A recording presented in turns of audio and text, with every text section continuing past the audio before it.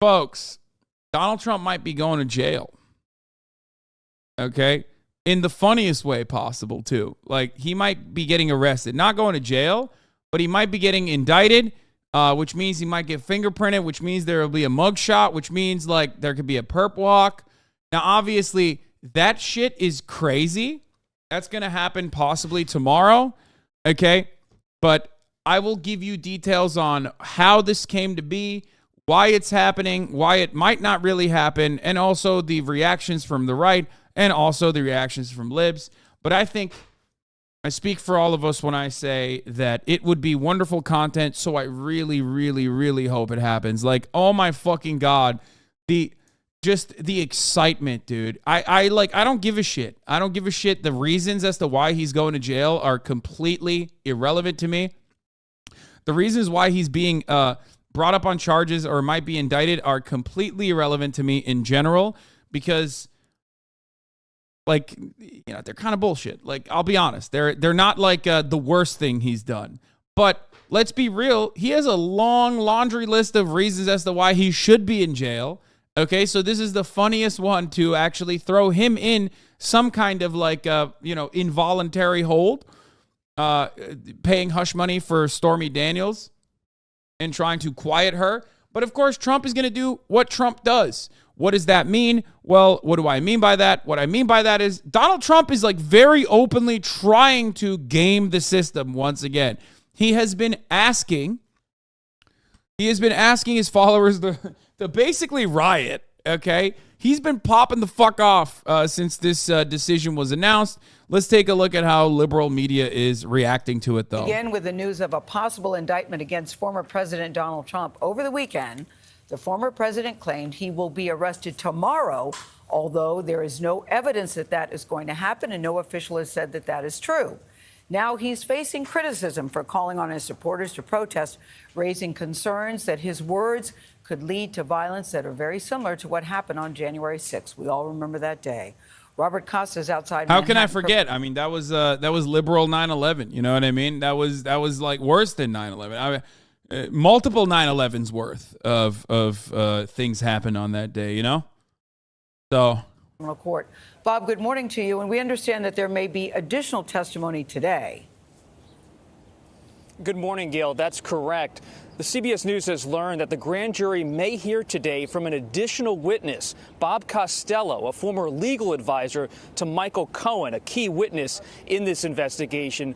We're told that Mr. Costello might question the credibility of Mr. Cohen, and this all comes after the fallout over the weekend from former President Trump's comments. This is selective prosecution. If I were President Trump, I'd take this all the way to the damn Supreme Court. Former President Donald Trump and his allies on the political and legal warpath over the weekend as Trump faces down a possible indictment in Manhattan criminal court.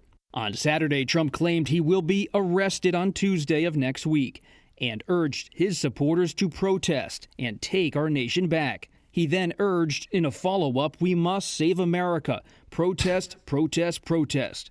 Like, he went all caps on this one, and you kind of know where he's going. If he's going all caps, you know shit's popping off. Also, what a fucking ugly-ass PFP, Jesus Christ. So, this DA is a George Soros-backed DA, and he's also a thug, is what Donald Trump called him.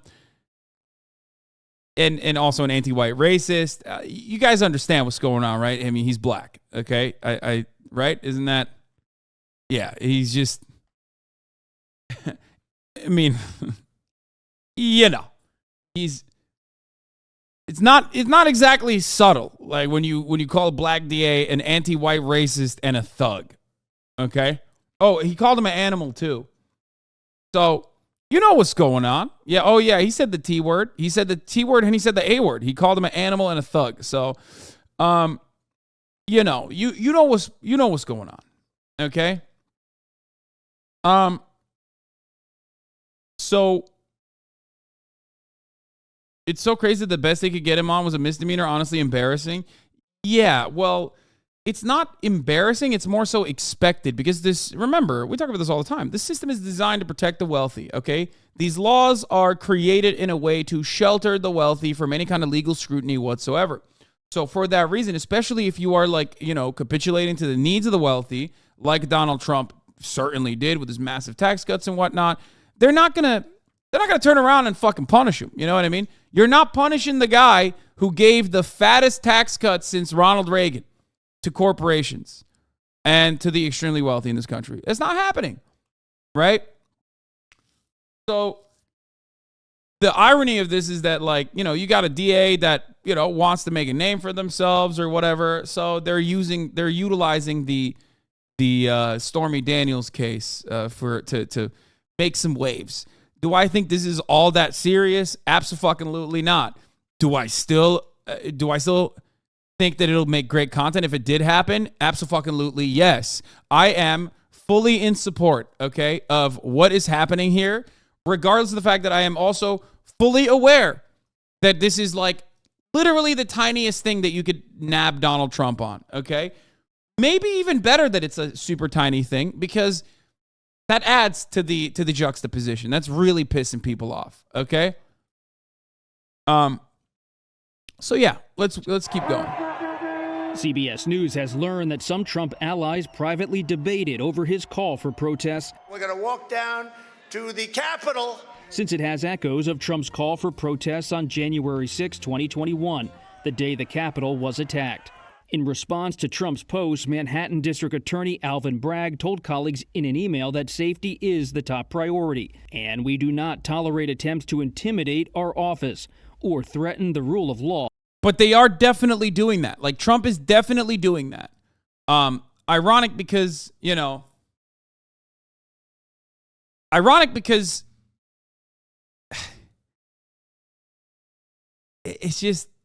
nothing is going to come out of this. It's just content for Trump, I think. That's my speculation. Because it's, one, a tiny, minuscule charge, not as significant. It has already galvanized every single Republican, even like not never Trumpers, but like people who want to run in opposition to Donald Trump. Central Committee brought up a side point about not only Mike Pence, but also DeSantis too. I was going to talk about Mike Pence myself. One side point is the fact that DeSantis is rushing to Trump's defense is proof that he's a loser cuck with 0% of winning the Republican nomination. If the shoe was on the other foot, Trump would be calling DeSantis a criminal and going all in, bashing him. Yes, but also no. Here's what I mean by this, okay? They all recognize that they are Trump is their daddy, okay? They all recognize that, like, the fan base loves Donald Trump. But they also recognize that this is, like, a really great opportunity to cut, like, the elitist DAs that are black and backed by George Soros, that don't care about the violent crime that's happening in New York every single fucking day, and care about, like, nonsensical bullshit to make waves, and to grossly weaponize the criminal justice system against Donald Trump and also wealthy white people who just want to, secure a meaningful existence for white babies in this country, 14-word shit. So that's why they're hamming this narrative. Now, of course, ironic because like violent crime, historic crime in New York, like there's no fucking crime wave, dog. That shit is made up, as I talked about over and over again. Crime is a permanent staple in fucking city living, in living in America in general. Its manifestation is due to material conditions. Obviously, as long as we don't solve those issues, as long as we do not give adequate material restitution and create like a safety net, and basically have like a starting point that's like pretty comparable to everywhere else around the country, it's not going to happen. There's always going to be crime, okay? But all big cities have crime. Now, what you're supposed to do is basically look at crime across the board, and if you look at crime rates across the board, whether it be violent crime, property crime, whatever kind of crime you're talking about, that is significantly lower, okay? It's just significantly lower than like 2 decades ago, and it's been consistently getting lower and lower and lower. So this notion that like crime is historically high is ridiculous. It's just absolutely fucking ridiculous. It's like literally globally low too. It's not even just New York City. And if you look at the historic New York City crime data, the cops themselves release crime statistics. And if you look at the historic data from, let's look at the major felony offenses, right? 2,630 murder, non-negligible manslaughter. Oh, total 7 major felony, 184 down to 126,000. Okay, like this is from 2000 to 2022. All crime is lower in comparison. If you go back to the fucking 90s, that number is even higher. Okay, so all crime is technically lower than it was 20 years ago, lower than it was 10 years ago, lower than it was, especially lower than it was when it was at its peak. Okay? Why is crime going down if income inequality is increasing? Well, because when income inequality is increasing, if you successfully fucking push every single poor person away in the most violent means away from cities, okay? That's one reason how crime can technically get lower. The other is no more lead in your gasoline, okay? Because you have no way to describe. I mean, this is all speculation, okay? But there's basically no way to attribute almost a global fucking a global decline in crime rates other than something that touches everyone. You know what I mean? Lead poisoning in your paint, lead poisoning in your gas, lead poisoning in general. That's like a big part of it. Anyway. And yet the New York Dems ran on a rampant crime wave narrative. Fucking worthless libs in New York pushing a conservative talking point. Exactly.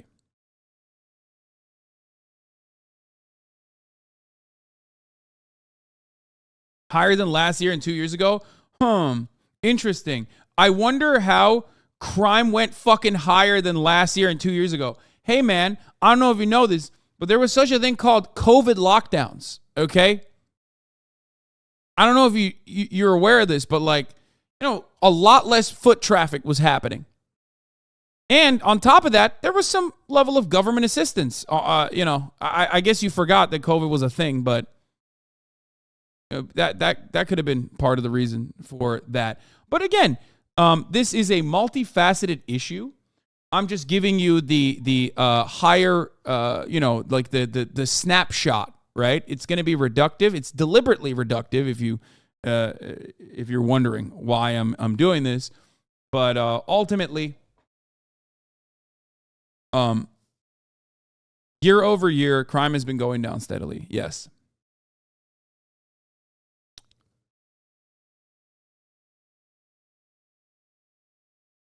I'll come back later. This fuckery is too much for International World Happiness Day.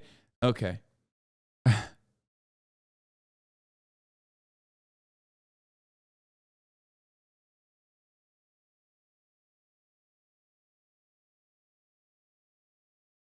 Roe v. Wade is not the reason for New York, guys. Calm down. Please. I know everyone watched that one fucking Freakonomics episode that's almost eugenics related. And everyone keeps saying Roe v. Wade, Roe v. Wade. It's motherfucker, we're talking about New York, dog. You can get abortions. New York is the abortion factory, okay? Chill. That's not, calm down, okay? That's not a contributing factor to New York crime rates is significantly increasing or diminishing one way or the other, okay? Also, that would probably take a little bit longer to kick in, don't you think? Think about it.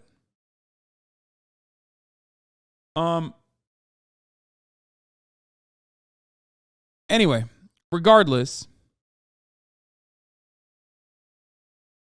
where were we? Okay, so yeah, crime has increased. Okay, crime has increased in New York for sure. Post-COVID boom for murder and also other major felony offenses, right? And that's going to come with the territory with income inequality in general. Why are you vehemently arguing that it's not Roe v. Wade when there are many people here telling you the opposite? What? It's literally abortion. Legalizing abortion led to crime rates dropping worldwide. I think it's important to bang on reproductive justice. Okay. The reason why I'm not banging on the legalizing abortion drum is because it's like a little bit.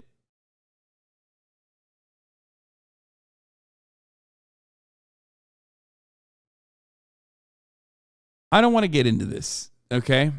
I'm not going to have this conversation. It's not one instance. It might have played a part in it, but it's like you're making an argument that like criminalizing abortion again is increasing crime when it would take, 18 to 20 fucking years for the crime rate to increase. This is the part of the conversation that I'm talking about where abortion would not have been a consideration anyway, because we're talking about New York, and the evisceration of Roe v. Wade protections is not important for New York, because your clinics are protected in New York. Okay, this is a state by state problem. Unless you literally think like in New York they have genuine abortion restrictions, and also in New York 1-year-olds that were born after COVID are doing property crime, like they're doing grand larceny. Okay, this part of the conversation I'm talking about, it doesn't make sense. Also, it's a bit of a eugenics argument, and I don't like it anyway. Okay, for that reason, it's giving eugenicists sweaty. Increases crime because people will illegally kill the babies. Yeah. It's called the terrible twos for a reason. Yeah, it's the terrible twos because it's called the terrible twos because they're doing like crazy shit. They're doing grand larceny.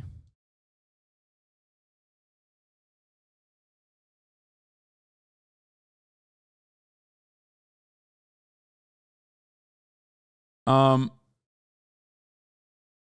ShotSpotter? Oh no, they're doing that in fucking Portland too? That's the worst, dude. Bro, this shit sucks.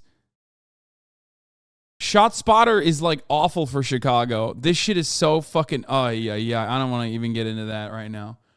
Oh no, of course they're trying to get that shit installed in Portland. So liberal, right? Remember how fucking liberal these places are? And then their police forms. Like all of these cities still have the police department. You know what I mean? You look at Portland, Oregon, and it's like, oh, they have to be like, everyone has to be non-binary to enter the state. And then you literally look at their police department and it's like, we love Hitler. Like they have like a Hitler brigade and specifically like a Proud Boy communications correspondent within the fucking department, you know? It's always like that. It's like, oh man, Portland, Oregon, they're all gay there, right? They're all non-binary, right? They're so woke. And it's like, their police department has like a Hitler caucus, okay? I'm exaggerating, but you know what I mean.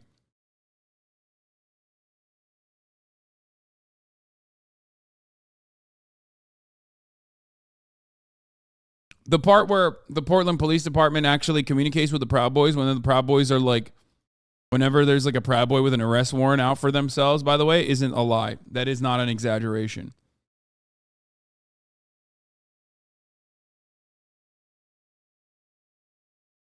Anyway.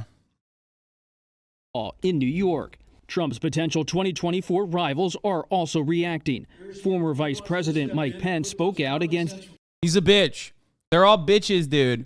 They can't even use this to their advantage. They're all such bitches. Like, Trump has the entirety of the Republican Party by the fucking balls, okay? I'm telling you. They got nothing. They got no Riz. They got no fucking Riz. They got nothing going for them, okay?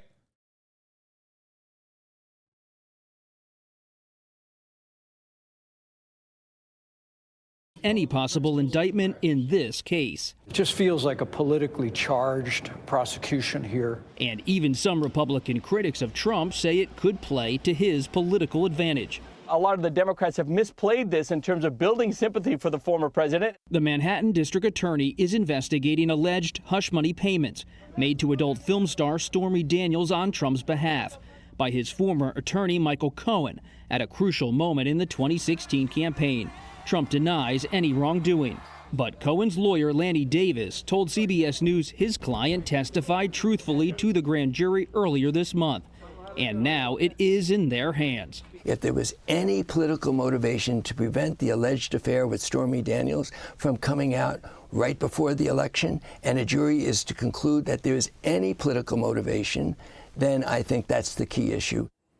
I mean, of course, dude. Yes, I'm sorry. This is definitely political. Like, anyone that says that this is not like a political thing is silly. But like, I don't even give a shit at this point. It is just funny and it's awesome. And I am totally on board with it. I know a lot of people are going to turn around and say, oh my God, Hasan, how dare you? This is going to like improve Trump's numbers. Yeah, it will.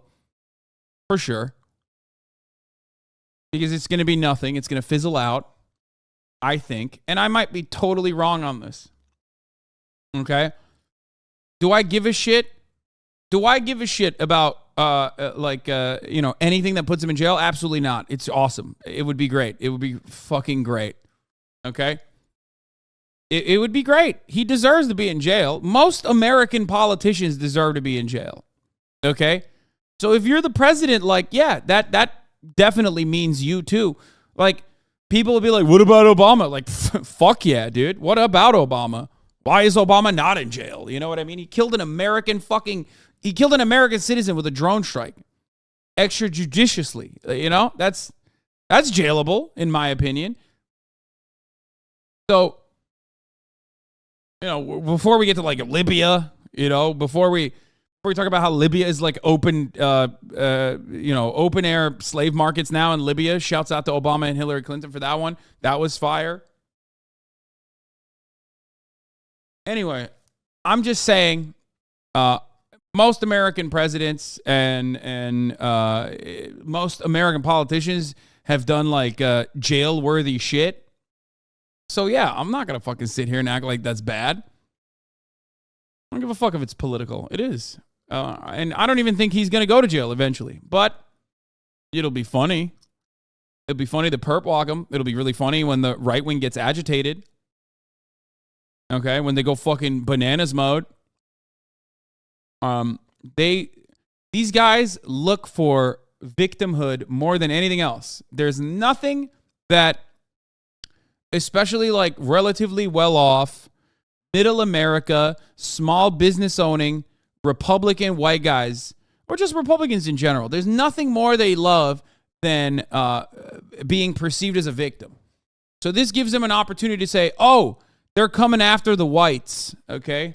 They're coming after the white savior, which means like, you know, they're going to come after us next. So they can like cut the narrative that like they're just being prosecuted for existing or some shit, right? And it'll be funny. Trump's lawyer, Joe Tacopina, tells CBS News that if charged, the Trump legal team will be very aggressive in combating the indictment and questioning its credibility and scope. They will also question the credibility of Michael Cohen, who was once charged with lying to Congress. Michael Cohen, though, will be here in New York today as a possible rebuttal witness before the grand jury. Gail. Anyway, so let's hear it. Trump was chirping, too. He said he was expected to be arrested in a New York grand jury probe. Ricky Kleeman joins us now. By the way, there's no evidence that he will. Like, that's not... Just want to point something out here. When the FBI raided Mar-a-Lago on that fateful evening a couple months ago that we all forgot about, that was a big deal. But you know who made it a big deal? Donald Trump did. Okay? The FBI asked time and time again to be like, hey, can you please cooperate with us? We know you have additional classified documents. I don't even know why you're trying to keep them. Is it possible to take them back? They said over and over again, please, can we get this shit back? Okay, and Donald Trump was like, yeah, you got it. I gave it to you. I gave you everything. But he didn't give him everything. And he kept them for some fucking reason. And we still don't know why he tried to keep them, right?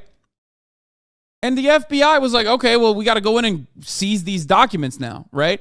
Remember, that same shit happened to Mike Pence recently. Same shit happened to Joe Brandon recently. And it didn't make the waves. Why? Is it because those guys are loved by the media? Well, maybe a little bit. Liberal media does love both of these guys and hails them as heroes. But the main reason is because they fucking cooperated with the DOJ. That's it. They cooperated. They cooperated with the Department of Justice. And they were like, yeah, please take all the documents. Sorry, didn't know that was the case. Donald Trump, on the other hand, turned it into a content opportunity to be like, they're coming after me once again, folks. They're coming after me once again. And that's it. So he's doing the same thing in a way here. At the table, Ricky, I see people on both sides of the aisle rolling their eyes about this. Most people believe he had the... He said, anybody else here like Trump? Brother, you are in the most pro-Trump community you ever could find, okay? We don't like Trump. We love Trump around these parts, okay? All of us. Fair. Most people believe the money has been paid. Michael Cohen has certainly talked about it repeatedly.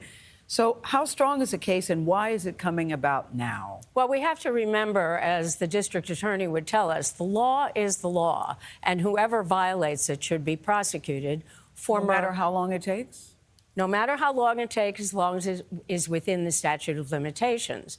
However, is it unusual in 2023 to look back to a case in 2016 when Michael Cohen, the main person who is the witness in this case, pled guilty in 2018? And keep in mind, the Southern District of New York, the federal government, passed on going forward against Donald Trump when he left the presidency. The Federal Election Commission passed. So now we have a new sovereign in the state who says, it doesn't matter. I have the right to enforce the law in New York County. And here I see not only falsification of business records, which are misdemeanors. For the record, I think like there's an infinitely more valid RICO that Fannie Willis has against Donald Trump in the state of Georgia over the phone call, the perfect phone call that he had. I think that's a significantly more valid reason to fucking arrest him. Maybe she should worry more about that instead of fucking arresting everyone that's ever rapped under, YSL's label, right? That's just me. I don't know. But there's two different RICO cases right now. One is it's pronounced Fawny. Okay, whatever. I don't care. I don't like her. Okay. Yeah, free sex, free thug, all that good shit. Regardless. My point is she also has a RICO case against Donald Trump, and it's a solid one in my opinion. That is actually a infinitely more significant RICO case against Donald Trump than this one, which is like the hush money one, which is like a misdemeanor kind of. Misdemeanors. Bro, don't start with that shit. YSL was definitely murdering people. Yeah, like as a treat, they listen, as a treat. As a treat.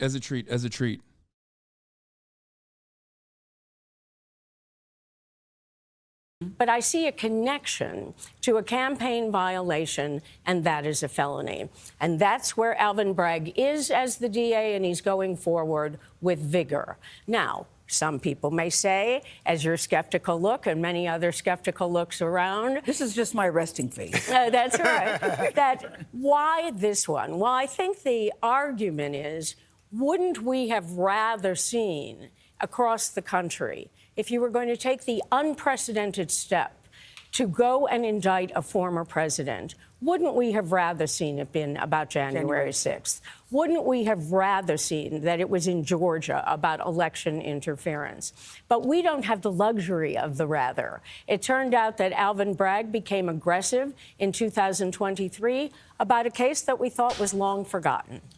And it may end up being that those other cases come to some sort of a head. But what could happen in this case in the near term for Mr. Trump? Well, everyone seems to believe, including his lawyers, that he will be indicted. I do not have any thought that he will be, quote unquote, arrested tomorrow. What will happen is someone like Donald... Stop telling us the truth. I want to hear some fucking libbed up bullshit, dude.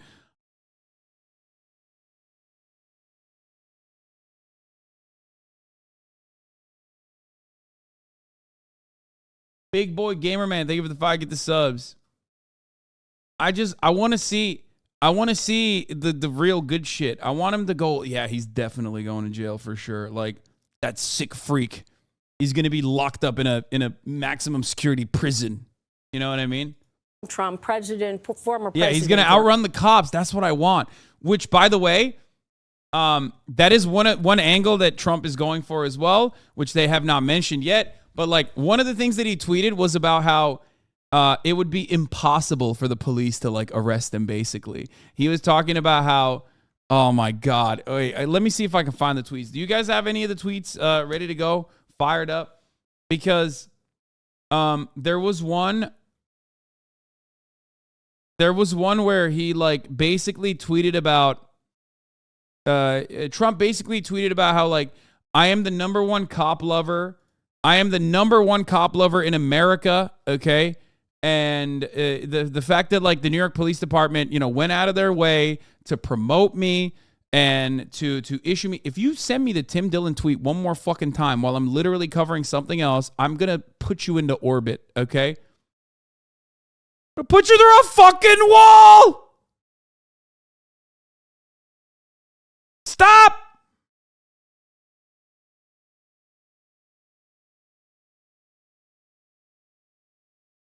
Fucking freaks, dude. We'll get to that later. Oh, here. Oh, God, what? Mueller, she wrote. This is so libbed up. Anyway, yeah, HASA, not NASA, okay? She crossed it out, the Mueller, she wrote people. Okay, so Trump says, can you imagine the great New York City Police Department, correctly referred to as New York City's finest, who, for the first and only time in history, endorsed the president, me, honored me as Man of the Year, having to defend and protect the defunders, cop haters of the radical left that want to put their greatest champion and friend in prison for a crime that doesn't exist. All the while, the Soros-backed DA allows murderers and other violent criminals to freely roam the sidewalks of New York. Okay? So, yeah, he's saying like basically New York Police Department, like, don't ever fucking, you know, don't arrest me if you have to. Like, imagine the juxtaposition. Like, I'm the greatest cop defender. The New York City Police Department loves me. The NYPD union basically fucking, endorsed me because I'm such a cop lover. Meanwhile, you're gonna take the word of like this anti-cop DA who is pro-crime.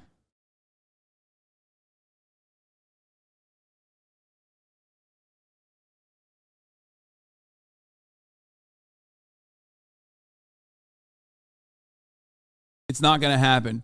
So it would be pretty funny to see the police union and the leadership of the police union be like, sorry, sir, we have to do this to you while they're crying. God, imagine perp walking Donald Trump with like some of the most thumb-like cops, but like they're doing, because everyone's a liberal now, they have to do like a liberal style protest where they basically like dress up and they're tiered. They have tears in their eyes as they like perp walk Donald Trump, and they're like, we don't want to do this, sir. I'm so sorry, but I have to do it. Well, they would, the New York Hogs wouldn't have that kind of accent. They'd be like, I don't want to fucking do this to you, sir. Mr. President, I'm so fucking sorry. Oh, Mr. President, Mr. President, you don't understand. You're always in my heart. I know you fucking won the election, but I got to do this to you. I'm so sorry, Mr. President. You know, I'm going to go back to my Staten Island home and beat the fuck out of my wife tonight. You don't understand. I'm going to be so mad. I don't want to do this to you.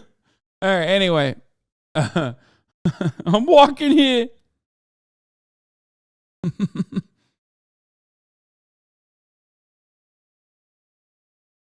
When the Punisher becomes the punished? Yeah. Ay, ay, ay. Good stuff all around. You understand why this is such a fun, exciting opportunity, right? A white-collar crime, he will get to self-surrender. And he will get to do that because of the safety concerns here, which are monumental because of his safety, the DA's safety, everyone's safety. But he is protected by Secret Service. And Secret Service is not going to parade him in handcuffs on a public way. He may go to an undisclosed location. He may go to the courthouse. I expect it to happen soon, but not tomorrow. All right, not tomorrow. We'll keep watching it. I'm sure we'll have you back if and when it does happen. Ricky Kleeman, thank you very much. Thank you. Appreciate it. Anyway, so here's Ron the Stinky, okay?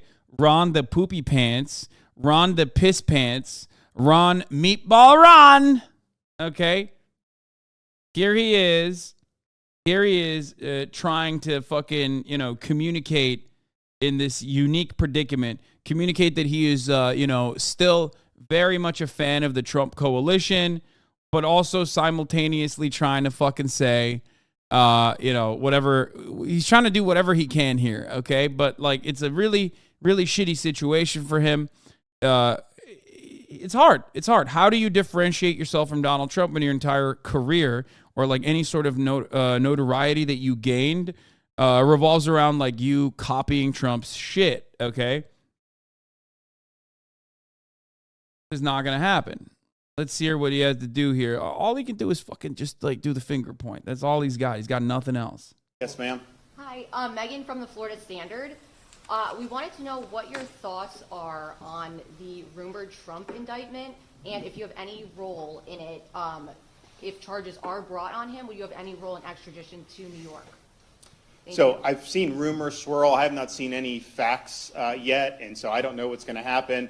But I do know this: the Manhattan District Attorney is a Soros-funded prosecutor, and so he, like other Soros-funded prosecutors, they weaponize their office to impose a political agenda on society at the expense of the rule of law and public safety. He has downgraded over 50% of the felonies to misdemeanors. He says he doesn't want to even have jail time for the vast, vast majority of crimes. And what we've seen in Manhattan is we've seen the crime rate go up, and we've seen... literally every single person that's running against Trump is using his lines, okay? Bar for bar.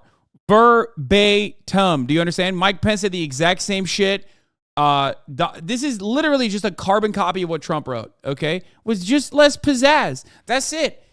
And it's not going to happen for you, dog. You're not getting anything if all you can pump out is Trump's entire fucking flow, copied a harder than Drake stole from XXXTentacion, okay? Just bar for bar, word for word, okay? And he's got better flow than you. It's just not going to happen. Citizens become less safe. And so you're talking about this situation with, and look, I don't know what goes into paying hush money to a porn star to secure silence over some type of alleged affair. I can't speak to that. But what I can speak to is that if you have a prosecutor who is ignoring crimes happening every single day in his jurisdiction, and he chooses to go back many, many years ago to try to use... He just said he's George Soros back. He didn't even elude failure since January 6th. Part of the problem is that the potential pro-Trump New York City protests at a therefore non-public secret location, making it all seem sketchier to people who might want to go. You have to sign up to an email list to find it, and it's supposed to start in less than 4 hours. The other issue is that they are scared. The January 6th indictments actually made them scared of legal scrutiny because it was a wake-up call for them. You know what I mean? It literally was a wake-up call for them. They were like, what? I could actually face legal scrutiny if I film myself breaking into fucking the Senate? You know what I mean? So that was a big moment for them, a big moment, a wake-up call for them. Fuck, man. I love this. I love this so much.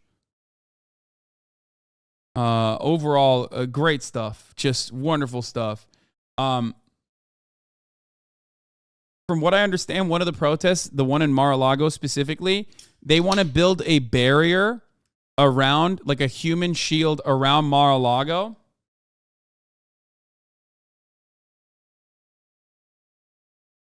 To stop, like, cops from forcibly entering Mar-a-Lago and, like, forcibly arresting Donald Trump. Like, it is so moronic that they think that, like, it's already stupid that they think that, like, you know, they're going to forcibly take in Donald Trump, a former president. Okay? But it's additionally stupid that, like, let's say there's actually an altercation like that they could form a human wall to stop cops from entering Mar-a-Lago. God, I really, really, really, I just hope all of this happens so bad. It's just like, it's incredible.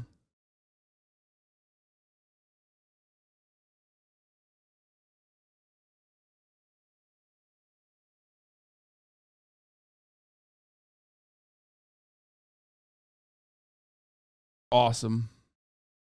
They just made it legal to mow down protesters in Florida. Yeah, brother, not fucking like anti-Cuban protesters, as we saw, and not not like right-wing protesters. I mean left-wing protesters. That's who you can kill legally with a car. Anyway, here's the role that the Secret Service might play in the possible Trump arrest, as an ex-agent explains. Lawyer Richard Painter and CNN law enforcement analyst and former Secret Service agent Jonathan Wackrow. Richard, I just want to start with you, counselor, here, because Paula was talking about this. What we're seeing, or not seeing, but know about at the grand jury today feels unusual because a grand jury investigation, by definition, is run by the prosecutors. The defense lawyer is not even in the room. So how will the questioning of Robert Costello even go today?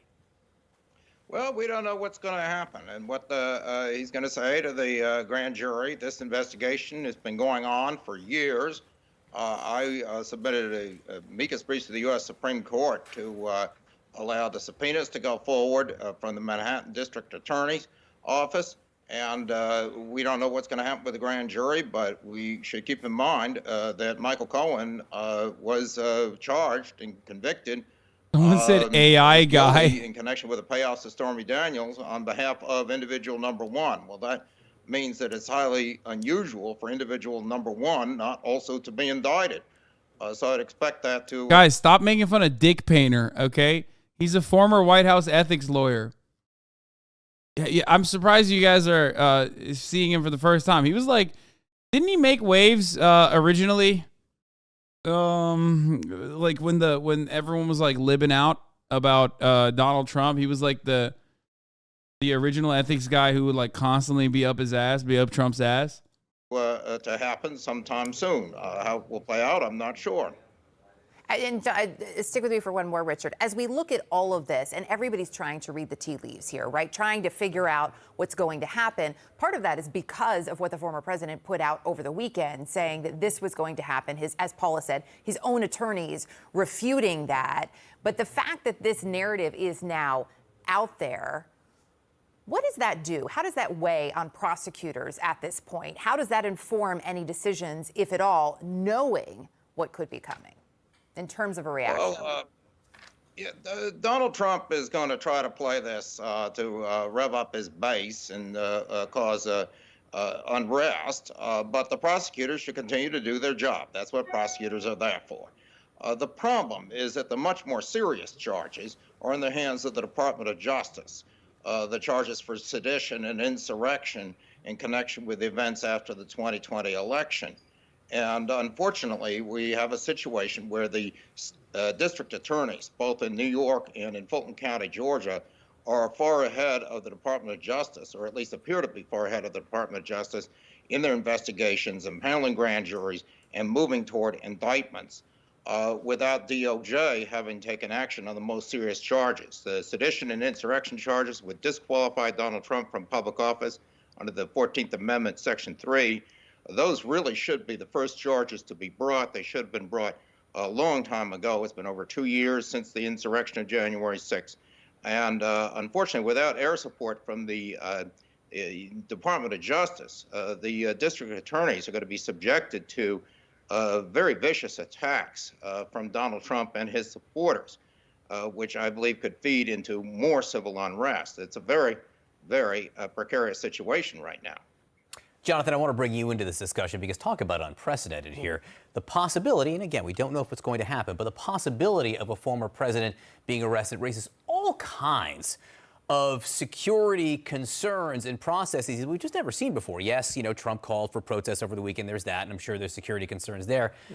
What should we be looking for, and how will this even work? Which different agencies from the state, from the city, from the federal government might be involved with this? John, great question. And listen, there's a lot of uncertainty. We don't have line of sight of exactly what the prosecutors are doing right now, but we do have line of sight of what law enforcement is doing. And what they're doing is, with the backdrop of actions from January 6th, they're being hyper coordinated around their efforts. And those efforts are across multiple law enforcement entities, both at the state, local, and federal level. But what's really interesting, John, is that the roles and responsibilities around all of the different law enforcement entities that are involved are different. They have a different remit on how they're addressing this issue. And let me just quickly walk you through what we're looking at.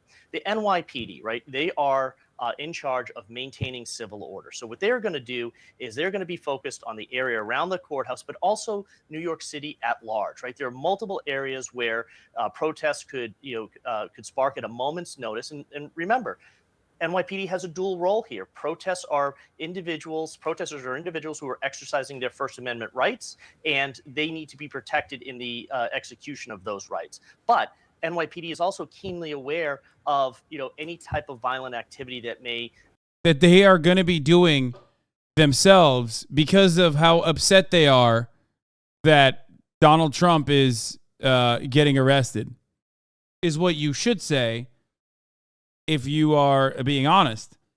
Because in the state of New York in general, the NYPD as an institution is like Donald Trump's most loyal soldiers, right?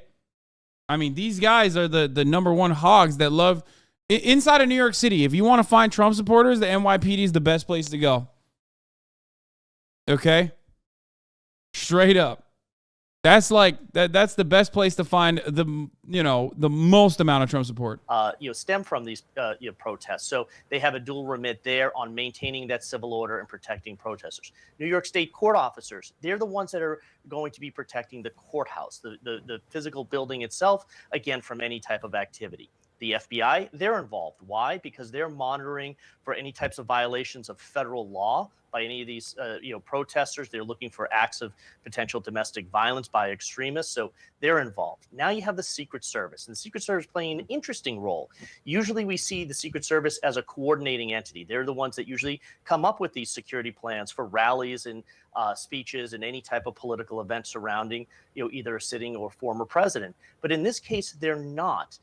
They are in a protective mode. They are viewing this as really an administrative movement where they have to protect Donald Trump from point A to point B, let him do his business before the court and leave. They are not playing that active role that we typically see them in. They're not providing the magnetometers at the courthouse. They're not providing the perimeter security that we typically see. Now, are they working with law enforcement partners? The answer is yes. They're going to be informed, but they are not the controlling entity, which is something rare that we typically don't see the Secret Service engage with. Jonathan, real quickly, how much, if at all, have the events of January 6th, what we saw unfold there, influenced the preparations that are likely underway at this point? Listen, they're heavily weighted, right? And I think that you've seen from January 6th across a whole variety of different types of events, both in New York, Washington, D.C., but across the nation. Law enforcement is heavily reliant upon information sharing, intelligence, and preparedness. They have to be. They have to plan for every type of event. You know what I'm waiting for? Another really funny thing that I think will be awesome. Is like the MAGA communists and shit. I can't wait for those fucking weirdos to be like, Trump is just like Eugene Debs, like being arrested for being proletarian. Okay. I mean, that is if they know who Eugene Debs is. Like, I'm sure I'm giving half of those fucking weird losers like the opportunity to now cook up their own psychotic tweets, but like, good luck. You guys can make an argument similar to how like Trump is going to be running from prison, just like Eugene Debs did, and maybe even Nelson Mandela, if you want to get like real fucking vile with it. You know what I mean? Yeah, I can't wait. I can't wait for like Glenn Greenwald to like subtly make these weird. I mean, not that Glenn Greenwald is a MAGA communist, obviously not, but like I totally think that it'd be a really funny moment to be like, yeah, Trump is running from prison just like Eugene Debs did, because he's the real working class hero.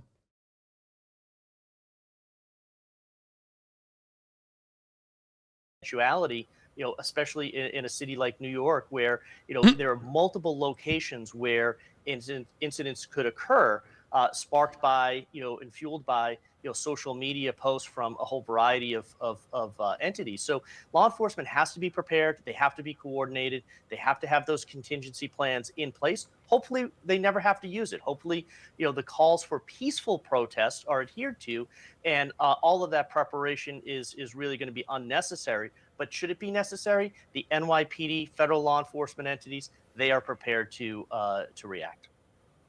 Jonathan Wackrow, Richard Painter, really appreciate both joining us this morning. Thank you. Help me understand what's going on today, because I don't think I've seen something quite like this before, where you have a grand jury investigation and the person being investigated is a... Dude, all of our heroes are going to jail. This is so fucked up. The Matrix is coming after Trump now. Who won't the Matrix go after? First Andrew Tate, now Donald Trump. It's like unacceptable, dude. The fucking Matrix. All of our top G's. It's literally like the Matrix is coming after everyone that Aiden Ross has tweeted about. It's fucked up. Aiden, save yourself. Allowed to basically ask for a witness at the end here. How is this going to work? Who's going to ask Costello questions? What's going to happen? John, thanks for having me back. What's going to happen today is the exercise of Donald Trump's rights. They're very broad under New York law, unusually so. That's why Donald Trump himself was invited to the grand jury, but instead he's sending in a proxy in the form of attorney Robert Costello. Now, remember, Mr. Costello represented Michael Cohen, and he was criticized in the report of special counsel Robert Mueller for what, to me, tiptoed up to the line of witness tampering. At one point telling Michael Cohen he has powerful friends, obviously referring to the president, and he should sleep well tonight before he cooperated. Trump and Trump World turned on Cohen, of course, when he did cooperate. Costello's lawyer relationship ended with Cohen. Now Costello is going to come in and share information from that attorney-client relationship, apparently saying that Cohen was telling a different story before he cooperated. But John, we know that already. Cohen has admitted to that. So they'll bring in Cohen, possibly, if Costello needs to be rebutted, to say, yes, I wasn't candid before I've cooperated. I've been candid since. I've analyzed Cohen's statements since he began cooperating, and they have been rock solid. He's told the same account about the president's hush money to influence the 2016 election.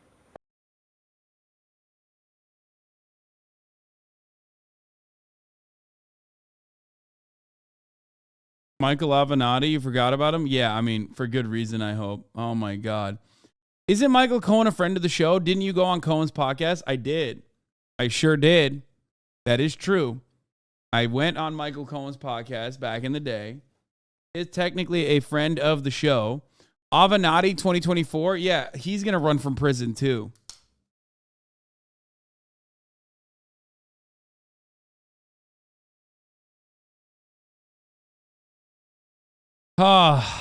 Remember when Libs wanted Avenatti to run for office? Yeah, I do. It was fucking gross and awful, and I hated every moment of it. And I routinely criticize liberals for that, even the Libs in my chat too.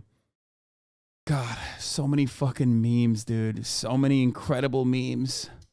Okay. So what else am I missing here? Is there any angle I haven't covered? I mean, I guess we haven't really talked about how the Republicans have been chirping about this as much. We kind of covered it from a liberal, the liberal perspective, but I do want to hear from the Republican perspective on this issue. Tomorrow's like Christmas for you. I mean, that's what libs are saying too. Liberals are basically saying that, it's Christmas arrest, right?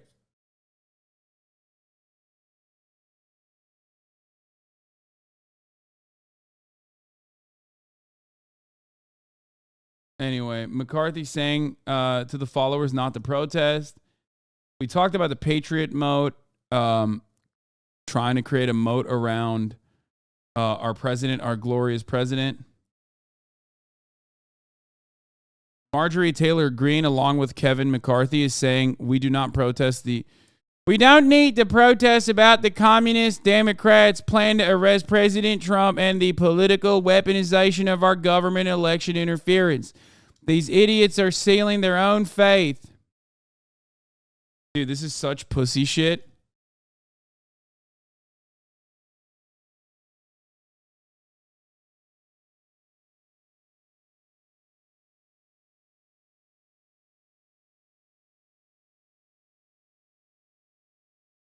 Who has made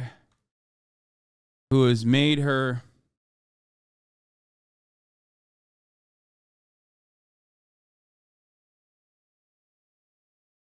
ambitions.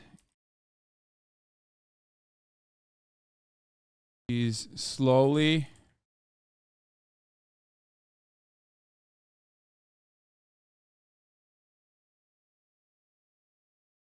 more of an institutional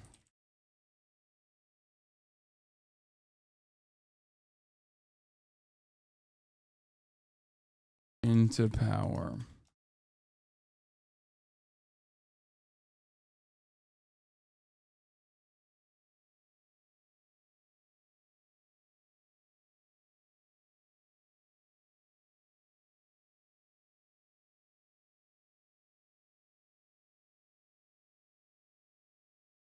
Fake friends, dude.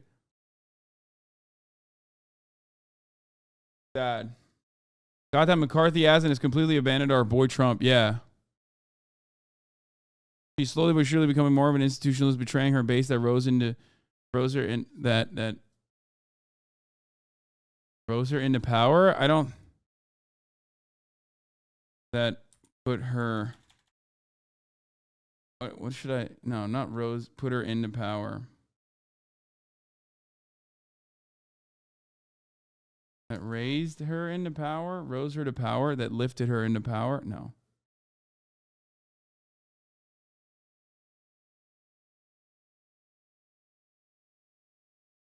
Power.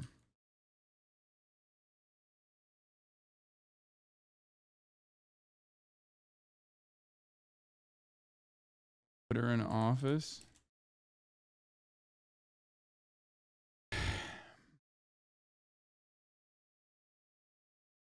That's good.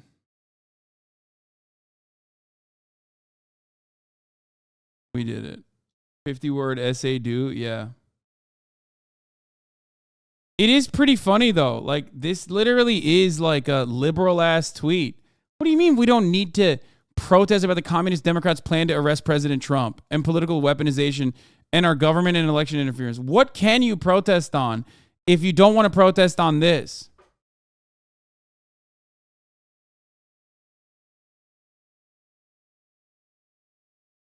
Like, that's so crazy. Like, this is some, compared to Liz Cheney, exactly. This is some Liz Cheney ass shit, dude.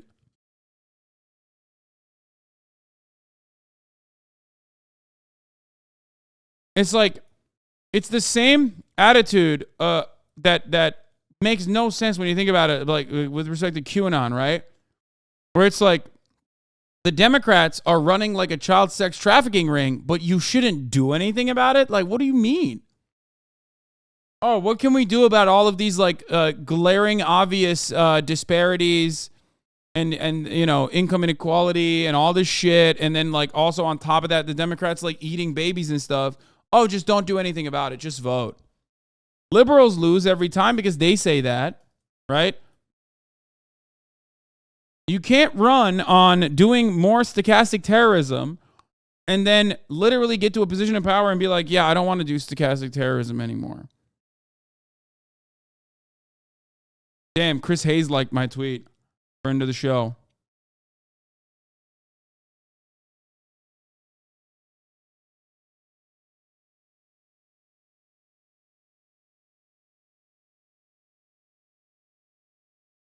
What is sarcastic terrorism? Sarcastic terrorism is something different. I think you mean stochastic terrorism. Anyway. All right.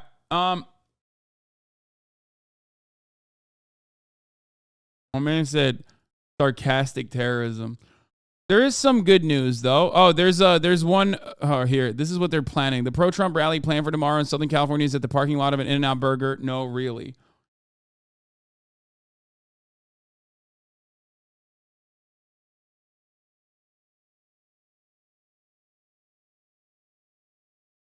Wait, Chris Hayes, go on a show, please? Yeah, maybe.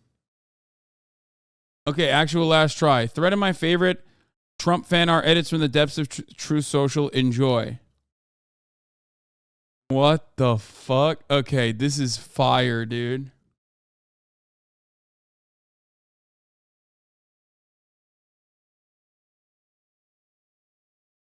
Let's look at this. I am your voice. I am your warrior. I am your justice. I am your retribution. Perhaps you could not in good conscience see the world burn. From Q Post 153, 14th of November, 2017. It's a yassified Donald Trump who never had this facial hair. I'm pretty sure this is not him. The chosen one. Oh my God. These people are so crazy. All patriots, stand united with Trump. We love you. It's time. I love him. I stand with him. Nothing will ever change that. It's time to take our country back. Dear Lord, please bless President Trump. Amen. Amen, brother.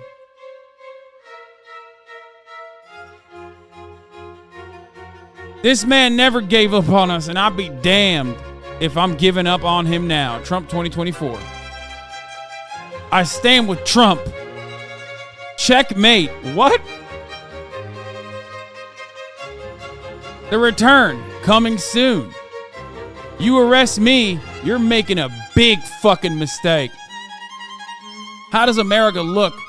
How does America looks in front of the world prosecuting and indicting a leading presidential candidate and a former president, a leader of the free world, only for political purpose? A disgrace from America, says Lara. Love that she quoted herself. Like this is azquotes.com.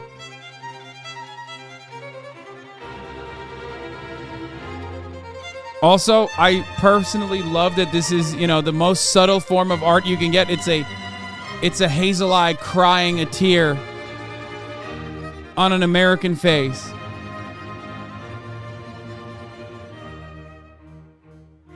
Together, we will save America again. Endless lies, endless wars, endless inflation, endless printing, Trump did. All of these things. What? Endless oppression, endless subjugation of white people, endless surveillance of white people. Who will put an end to the endless? Taking control. Do I seem rattled?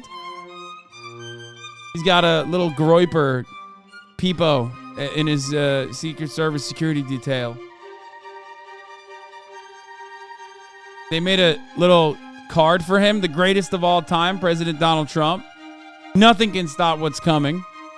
Hello, sir. This is America calling. We would like our real president back. You.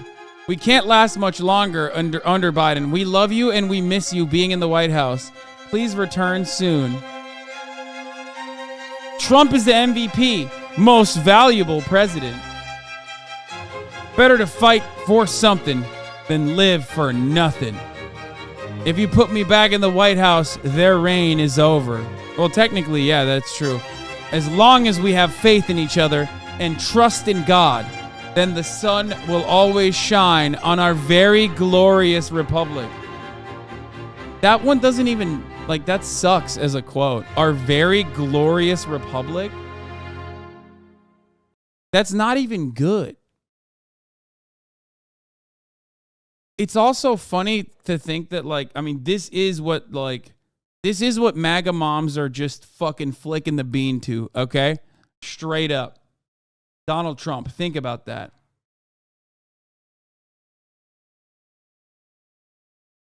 Nothing gets a MAGA mom going like this shit, okay? Bars, a little bit of Franzia on a wonderful afternoon, and an evening with Facebook memes about sexy Trump.